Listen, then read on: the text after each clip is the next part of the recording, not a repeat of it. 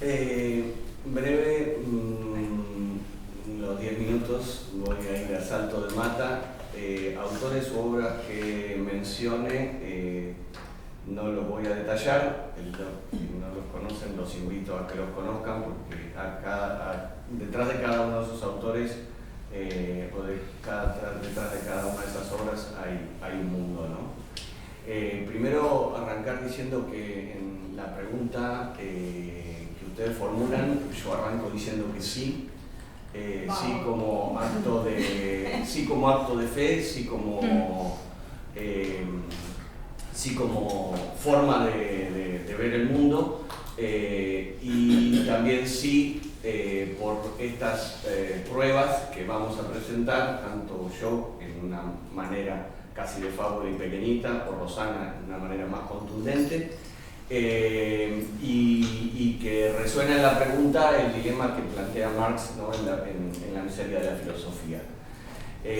Dicho eso, para centrarnos en qué idea del arte nosotros manejamos, me voy a una definición, un concepto muy concreto pensado en algún momento casi en sintonía con Arthur Danto, que es la idea de la encarnación.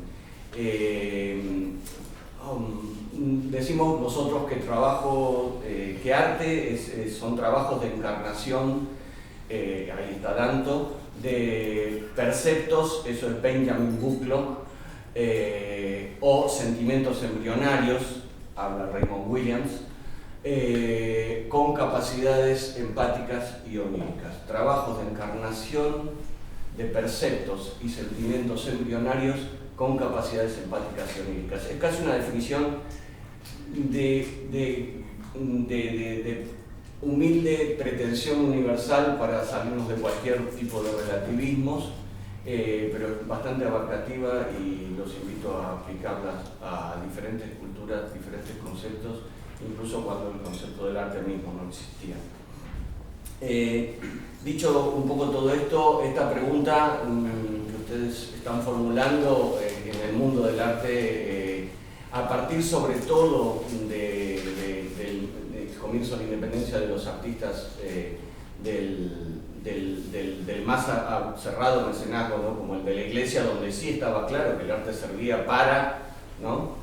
Por ejemplo, pero bueno, entonces simplemente a salto de mata, ejemplos como el de Jacques-Louis David pintando a Marat, asesinado en la Revolución Francesa, fue muy importante, los fusilamientos del 3 de mayo de Goya, en el arte latinoamericano, bueno, Guernica de Picasso, obviamente, ¿no?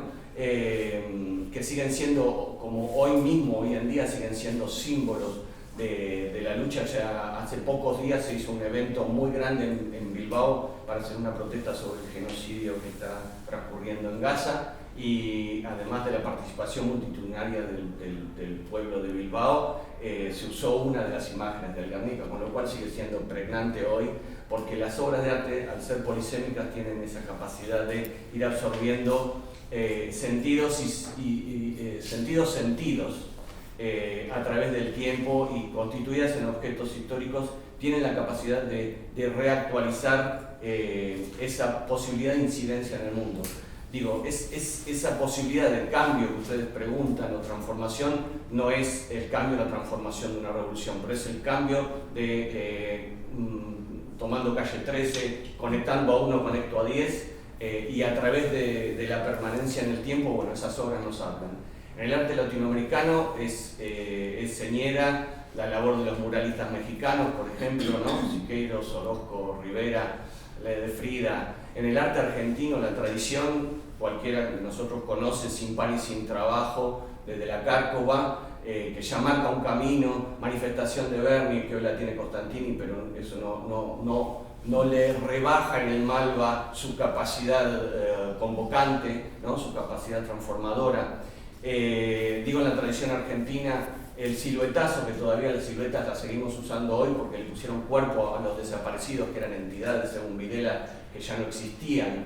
Entonces ahí la obra de Flores, Kexel y Jauregui Berri, al sintetizar en esa imagen casi policial, pero a pedido de Eve mismo, siempre tenían que ir verticales, no estaban muertos, estaban vivos, las siluetas nos siguen convocando, interpelando hasta hoy.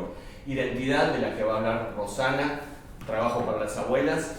El Corda, o sea, veía una foto cuando entré del Che Guevara, un mural con el Che Guevara sin corda, sacando la foto a ese instante de Ernesto, hubiera sido imposible, y esa sigue siendo remera, sigue siendo bandera, que sigue convocando hoy en día.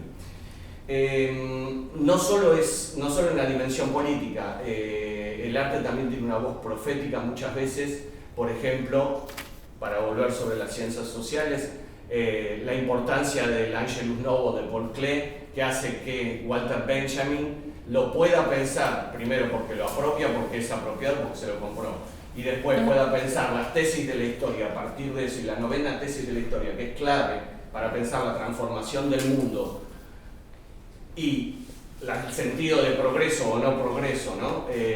Sale de una acuarela de Paul Klee. Dicho eso, con todas las mediatizaciones en el tiempo, voy a esta pequeña obra mía, año 2003, nosotros en el año 2002, 2001 no hace falta que diga lo que pasó, pero empezó un hambre que nunca habíamos visto en la Argentina, como lo vemos ahora apenas menguado por el trabajo de los comedores, de las organizaciones sociales, pero que en aquel momento no había organizaciones sociales en la dimensión y con la capacidad que tienen hoy en día. Entonces, el hambre en la calle era palpable. Con unos compañeros de trabajo, con compañeros de una parroquia, armamos un pequeño merendero para los chicos en el 2002, muy cerca debajo de la autopista de Constitución. Conseguí 2 contenedores que se pusieron ahí y se le daba de comer a los chicos una pizza, un panadero donó un horno de pan. Era muy costoso hacerlo, pero bueno, avanzamos. En el 2003, esta cercanía, entre comillas, esta lejanía del arte y de las cabezas que piensan el arte y quienes manejan el arte, hizo, por ejemplo, que a mí me convocaran a una muestra que Gourmet, en el Centro Cultural Recoleta, que era la relación entre el arte y la comida. Pero estaba presentada como tal, como muestra Gourmet, y de hecho había promoción de restaurantes, qué sé yo, todas estas boludeces que se les ocurren. Entonces, para mí el dilema fue, ¿estoy o no estoy? La verdad es que pensé en rechazar, como tantas veces rechazamos no estar donde no nos sentimos adecuados. Pero después le di una vuelta y lo pude expresar, entre comillas, en este trabajo. Yo no sé si ustedes, algunos son muy chicos, otros por ahí se acuerdan, de los llame ya, por la noche en la televisión para comprar y vender, ¿sí? Bueno, entonces yo decidí, porque había una frase que daba vueltas entre los artistas, de Eduardo Álvarez, es un artista, o Pablo Siquier, quien me la mencionó a mí, que es: nunca un chico tomó un plato de sopa con un cuadro de Berni, con lo cual era tirar y sepultar en los 90, como correspondía, con fina ironía y buena inteligencia, en una frase, sepultar toda la tradición social del arte en la Argentina. Yo me propuse que los chicos comieran con un cuadro. Entonces lo que hice fue simplemente hacer una imagen muy sencilla del contenedor, donde tres cuadritos donde están desgrabadas mis dilemas acerca de participar o no y de qué manera, la voz de las cocineras y la voz de los chicos de lo que recibían ahí. Y en mi última apelación, en la parte de la frase, decía: por favor, si todo esto te interesa, ese es el teléfono para efectuar las donaciones, llame ya. Tuve la suerte de estar acompañado por 2 grandes artistas, porque esta obra podría verse como una porquería. Picasso decía que un cuadro bueno entre cuadros malos es un cuadro malo, y un cuadro malo entre cuadros buenos es bueno.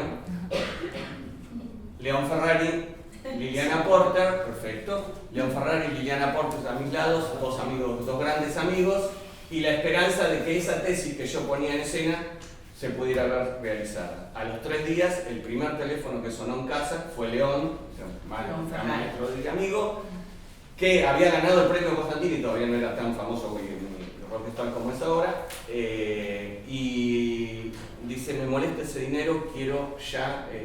Y entonces todos los meses pagó el gas del merendero hasta que el merendero desapareció, que fue alrededor, promediando el 2004, cuando ya los chicos no venían a comer porque comían en su casa, porque un gobierno popular había empezado a hacer que la gente tuviera los ingresos que eran adecuados. Punto y coma, pequeña fábula, no se puede decir más en la Argentina que los chicos no comen, ha caído un cuadro.